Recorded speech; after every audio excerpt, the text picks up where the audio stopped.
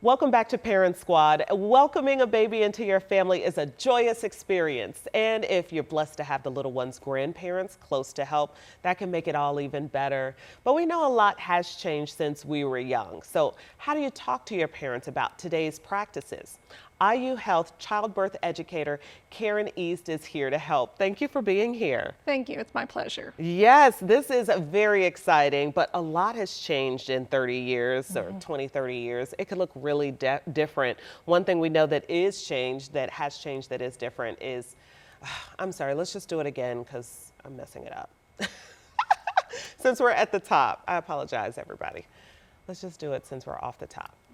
3, 2, welcome back to Parent Squad. Welcoming a baby into your family is a joyous experience, and if you're blessed to have the little one's grandparents close to help, that can make it all even better. But we know a lot has changed since we were young, so the question is, how do you talk to your parents about today's best practices? IU Health Childbirth Educator Karen East is here to help. Thank you for being here. That's my pleasure. Thank you. Yes, things can look completely different in 20, 30 years time past, maybe even more. One of the things we know that has changed is safe sleep guidelines. Let's talk about that. How does that look different? Oh, well, we're going by an ABC algorithm, which is alone, on their back, and in the crib. 20, 30 years ago, people were told to put their babies on their side, and then also using wedges and towels and stuff to keep them there because we thought, okay, if the baby spit up, it would drool out of their mouth. Well, studies have shown that we're actually safer if we're laying on our back. The baby will go ahead and turn their head a little bit and have it spill out of their mouth that way. Mother Nature can jump in and keep the baby safe. Yeah, okay. And it's just part of how the glottis and everything switches with the windpipe and everything. It'll close properly. Better chance of that happening if they're on their back than on their side. Because I think a lot of older adults, grandparents, they would hear this and they would say, I raised babies, I know what I'm doing, you turned out just fine. And it's like, well, no, there's new science and guidelines that are, once we learn better, we know better and things evolve.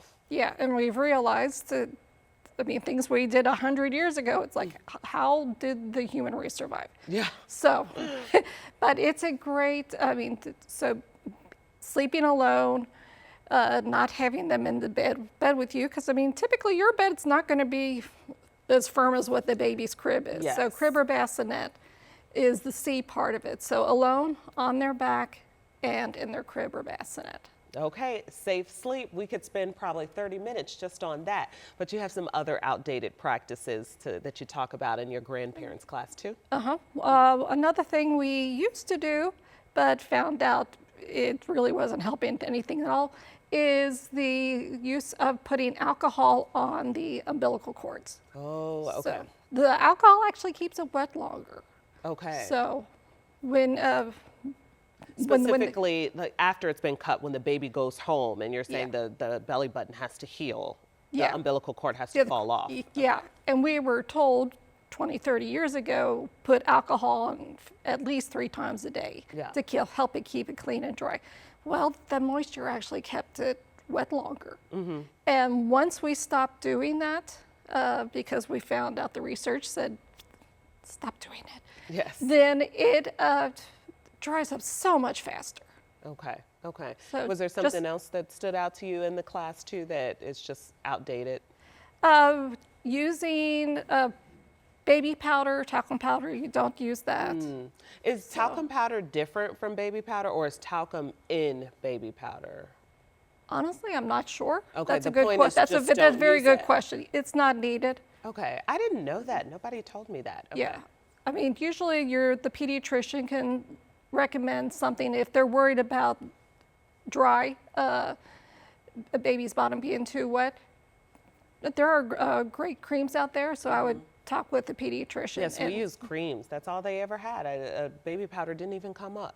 Yeah, yes, and those worked extremely well so. Yeah, I know, and it smells so good, but she's saying not necessary. Don't do it. Okay, so another big thing is support after delivery. And so you have not only in the hospital what the support could look like after delivery, but when you get home, I'm sure most moms, many moms would want to be the person right there because they know how it's going. Like a husband may or may not, that could be his first kid. They may or may not know what's going on. So the mom is like, oh, I got this. I know how to do this. I know how to take care of my baby, which would be the birthing mother. So yeah, what's your advice for that? Let the parents dictate how much the grandparents are in the household. Because I mean, they're just starting off as their own family, so they really do need to know how each other works together, and they need to bond with the baby, and dad needs to know how to take care of the baby also. Yeah, you said a big thing there because I think moms think, you know, I want to call them big moms. Big moms, the grandparents think, oh, I know what's best. I've done this before. Just let me do it. Let me help and I'll show you. But it's like a father, a birthing father, a dad needs to know how to do it himself and kind of grow in that confidence. And you stifle the opportunity for them to grow themselves if you're doing everything. You know, you have to do the appropriate amount of help. And it sounds like a conversation is what's best. An honest conversation is what's Honest best. conversation during the pregnancy is best before hormones and emotions are super high. Yeah. And knowing what the expectation is between the mom to be, the partner, and the grandparents. Yeah, because I think everybody means well. I imagine everybody means well, but it's like we're all becoming here. You're becoming a grandparent, and the parents are becoming parents, and so and the baby is becoming a baby. So it could be a lot. Oh, I mean, it's a huge change for I'm sure you've everybody. seen a lot. I'm sure she's seen a lot. Okay, how about the delivery room? I feel like that's another place where, I guess it depends on the parent, but parents will want to be there.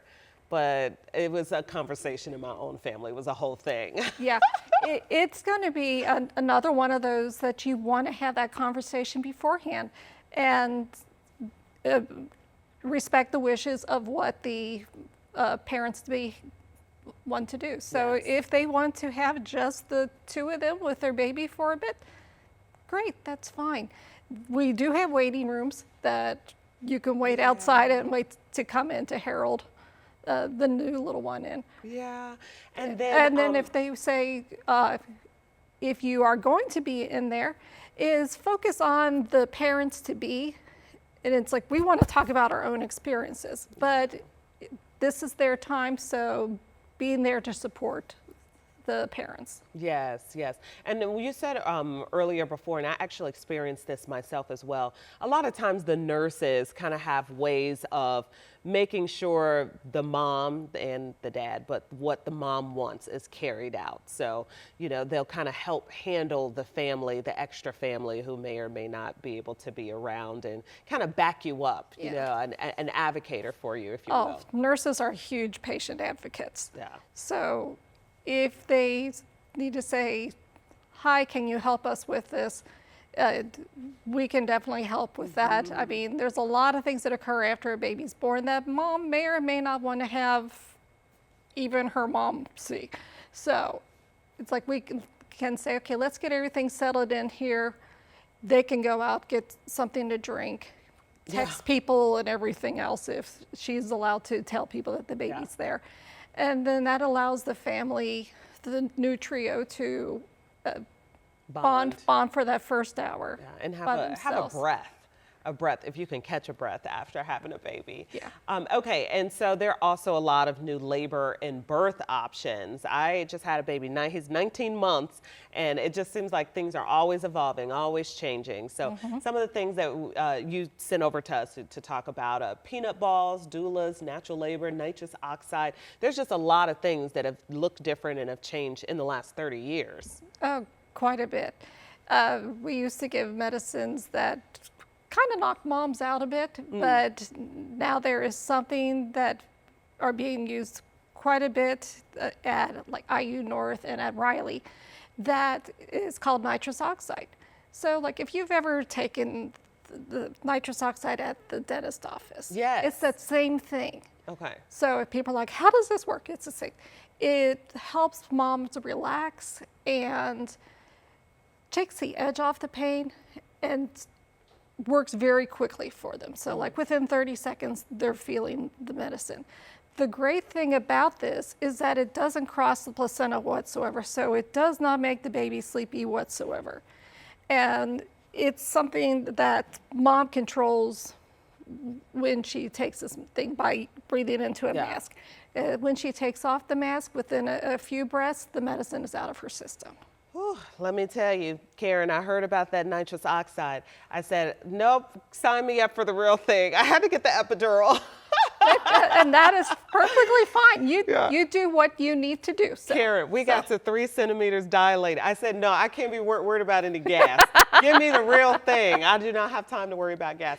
Okay, one more topic. How do you have the conversation about grandparenting expectations? Like, for instance, how much or how little do you want them to be around? And you kind of have like post-baby care when you're newly postpartum, and then for years to come, which I guess things can change and more conversations will have to happen. But grandparents, I feel like they have an idea of how they want things to go in their head. I feel like the adult children have an idea how they want things to go in their head, and they don't always match. And that's another time for really good communication between everybody. What the grandparents can do is just ask, what can I do? Not saying, hey, I can do this for you, whatever. But just those open-ended questions. What can I do to make your pregnancy better, your labor better, and stuff? And they may say things that you wouldn't expect, but that's what they need. Yeah. So, and I imagine that being tough because I know how I dote over my baby son. I can't imagine having an adult son, adult daughter. I know how I dote over him, and it's like you kind of got to pull back. I'm finding that parenting is this continuous journey of like loving on your child and wrapping around them, and then also learning how to like take your hands off. yeah.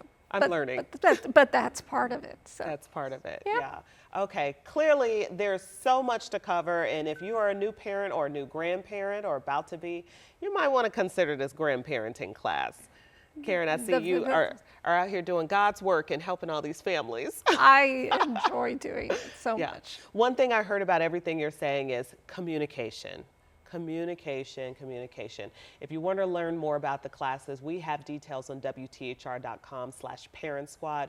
Karen, thank you for being here with us and communicating. We appreciate that. Stay with us. Indy with Kids is here to talk about fall fun for the whole family.